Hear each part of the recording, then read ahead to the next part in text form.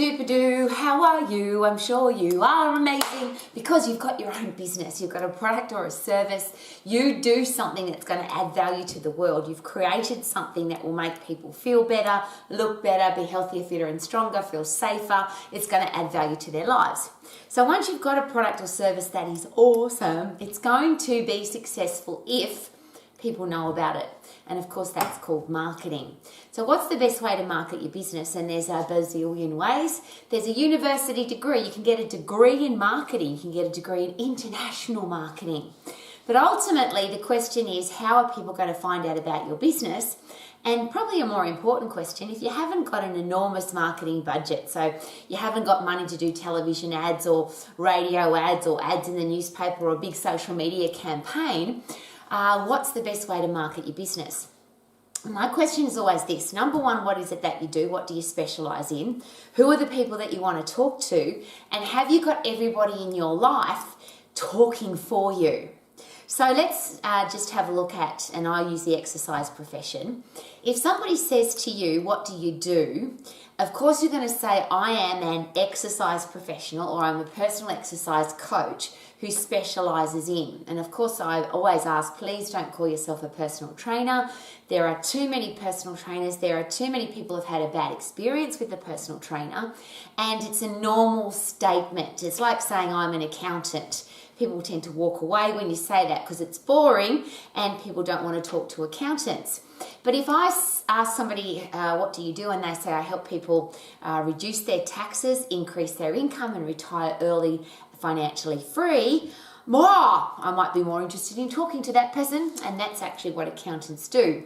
So please don't call yourself a personal trainer if you're in the exercise profession, and pick something that's unique and different. So it might be results coach, personal exercise coach, exercise professional, and then you're going to add something onto the end of that, which is I specialize in. So when somebody says to you, how are you? Instead of saying not too bad, or I wish it was Friday, or even I'm fantastic, how about I'm amazing today. One of my clients had high blood pressure. We just tested their blood pressure today and it's back to normal. I feel fantastic. How are you? How are you today? I'm an exercise professional who helps people to slide into their clothes rather than squish into their clothes. And one of my clients today tried on her size 8 pair of jeans and she's fitted into them for the first time in 10 years. I'm amazing. How are you? Which is sharing with people what you do in a positive, exciting way. And they've asked you, how are you? And you've got every right to tell them, how do you think I am? One of my clients has just done a personal best in the gym. They didn't think they could lift 100 kilos and they just bench pressed 100 kilos, personal best today. I'm amazing. How are you? So that's the how are you question that markets your business really effectively. Costs nothing. If you meet 100 people every day, that's 100 people that will know what you do. And not even that you what you do, but that you're really good at it, which is exciting. Now the next part is if you missed that bit by accident, you just said, I'm fantastic, but if you got to say why you're fantastic, the next question that most people will probably ask you is, what do you do? And that's when you want to be saying, I'm an exercise professional who specializes in helping sports people to jump higher, run faster, kick further. I'm an exercise professional who specializes in people who are rehabilitating from injury or surgery. I'm an exercise professional who specializes in people who want to slide into their jeans, not squish into them. And I love using that one because a lot of people squish into their jeans. So that's you marketing your business, you not calling yourself what everybody else would call you, and you're really good at it. But the challenge you've got is in your life right now, you have some form of connection. You might have a close connection of half a dozen, maybe 10, 20 people. Or if you live in a small town, for example, and everybody knows you, you might have 1,000 people or 1,200 people or 2,000 people who can help market your business for you. So get your family involved. Make sure your family knows exactly what you do and they can share with other people what you do. Because if your family are really proud of you, or if they're at a social event, or if they've gone somewhere where people haven't seen them for a while, or they're just talking in general to the person at the supermarket or at the petrol station, or they're at a social gathering of people, and somebody might say, oh, what's your son or daughter doing? And here's what you don't want them to say, oh, my son's an accountant, because that's really boring. But if you are an accountant and your mum is asked, what's your daughter doing at the moment? And your mum says, she's helping people reduce their taxes, increase their income, and retire multi-millionaires. That's what my daughter's doing.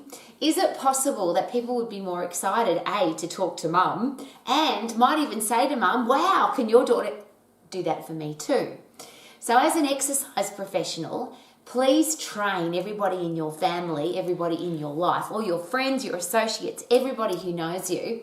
When somebody says, what are you doing? What's John doing? What's Sarah doing? What's Rowie doing? They can't be saying she's a personal trainer or she's a fitness instructor or she's working in a gym. Because all of those things people have had a bad experience with, they're normal, they're boring and they're ordinary, and people don't remember any of those. What we do remember is something that's unique and different and memorable. So if you train your family to say, oh, my son, he's an exercise professional who specialises in helping people to jump higher, kick further and run faster. He's amazing.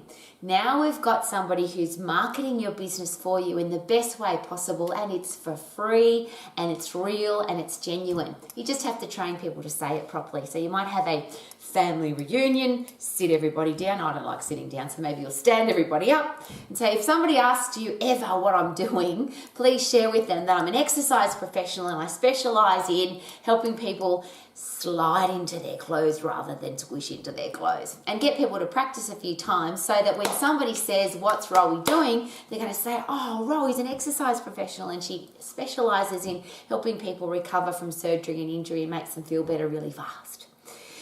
Simple words that people will remember because they're unique, different and memorable. So I'll give you a couple of really cool examples of how to get your family involved in your marketing, your friends involved in your marketing. And it's interesting that your customers and clients will also get involved in your marketing if you train them to do it as well. And there's some technical words used to describe people involved in your business. It's been suggested that people who might want your product or service sometime in the future are called suspects. So they suspect that maybe sometimes, eventually, maybe they're going to use your product or service. And those are the people that might need educating, so that when they meet your family and friends, they might be the ones that go, oh, I didn't realise that I might need a results coach to help me achieve my goals, or I didn't realise I needed a sports strength and conditioning coach to help me jump higher, but maybe I do. So that's when a suspect might become then a prospect. So a prospect is somebody who definitely wants your product or service. They just don't know who they're going to get it off. So it might be you, but it might be somebody else, might be your competition. They might buy something off television, they might go to a retail store, they might go online, they might come to you. So they're a prospect for your product or service. Once they buy your product or service once, we call them a customer. I have a customer now because they've invested money into my product or service. The really lovely thing about that is if they invest twice, 3 times, 4 times, wouldn't it be nice to call them a client rather than a customer? So my clients are people who regularly buy my product or service or invest time and money into my business. Very nice. Here's the really cool ones though, the advocates for your business. The people who, when asked, where should I go to the gym? What lawyer should I use? What hairdressing service is the best in this town? Who washes the cars the best? Who's the best builder in the area? Somebody will say, oh my God, you've got to go to John. He's a brilliant builder. You've got to get Harry to mow your lawn. He's the ultimate guy to fix up your garden. You've got to go to John's gym because it's the best gym in the world. You've got to go to Larry the lawyer because he is the best lawyer in the town. And that, when we call it an advocate, a person who is telling other people that your business is the best, that's when marketing is very simple. And of course we call that word of mouth referral. So whatever business you're in, it's very nice when your customers, your clients, now become your advocates. So when asked about you, they tell people that they should go to you. But the really exciting ones are what we call evangelists. They're the people that without being asked, they will scream about you at a social event, at a party, at a barbecue. People won't even be talking about having a results coach, a personal exercise coach, losing weight, exercising. They'll just start a conversation and say, hey, you need to get involved with this exercise coach because they help you get great results. I've been going there for 3 months and I've got so much energy, I don't know what to do with it. The conversation wasn't even about exercise, but your evangelists are evangelizing for you. So how do you turn your family into evangelists? And I'll give you a really beautiful example.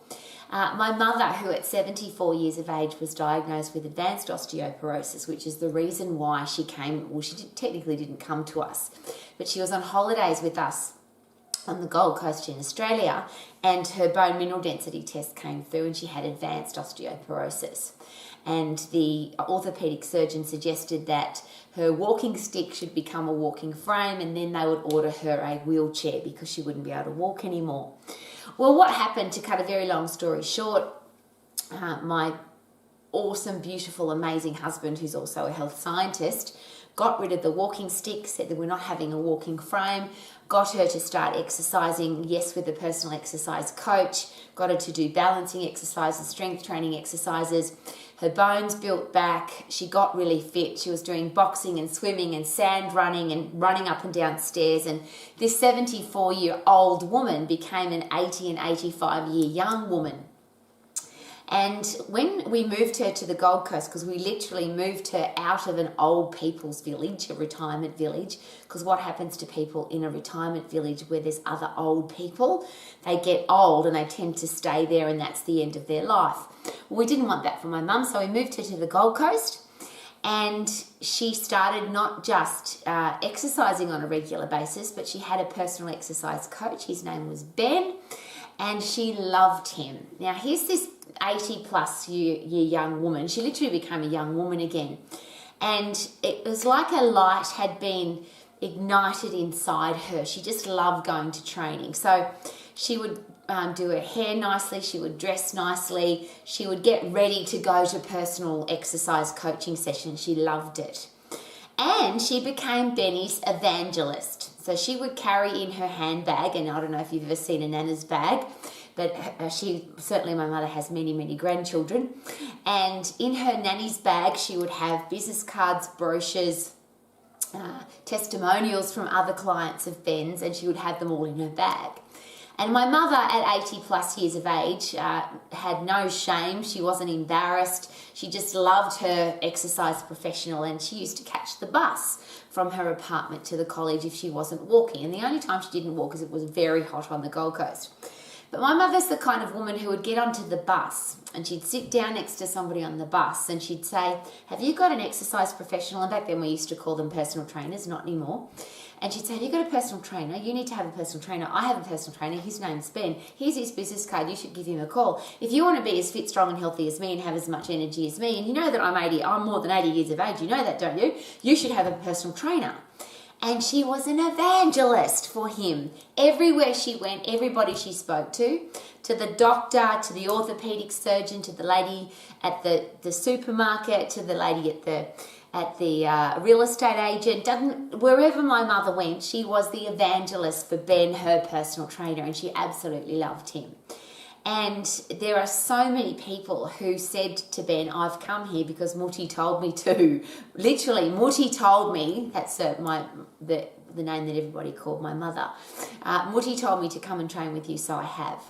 So make sure that the clients that love you the most, the people in your life who love what you do, family, friends, your clients, customers who really appreciate your product or service, make sure they've got your business cards, your brochure, and they know how to tell people what you do. So they don't say to people, "Yes, he's an accountant," or "Yes, she's an exercise professional," or "Yes, he owns a gym," but exactly what it is that you do in the way that you would say it. So I'm an exercise professional who specializes in people who want to have low blood pressure, low resting heart rate, low blood sugar levels, and never get sick. Make sure you've got something very specific to describe what it is that you do, and everybody in your life knows how to share that with everybody in their life. Another awesome example is a Max exercise professional from North Queensland.